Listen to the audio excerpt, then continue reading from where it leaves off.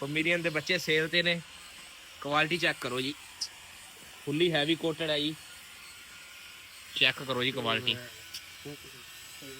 Quality check ਕਰੋ ਜੀ। ਬਹੁਤ ਹੀ ਜਾਇਜ਼ ਰੇਟਾਂ ਤੇ ਦੇ ਦਾਂਗੇ। ਇਹ ਇਹਦੀ ਮਾਂ ਹੈ ਜੀ।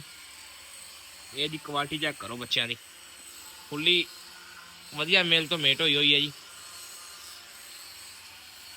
ਆਪਣੇ ਕੋਲ 2 ਮੇਲ ਨੇ 2 ਫੀਮੇਲਾਂ ਨੇ, ਪ੍ਰੋਪਰ ਹੈਲਦੀ ਨੇ। ਚੈੱਕ ਕਰੋ ਜੀ,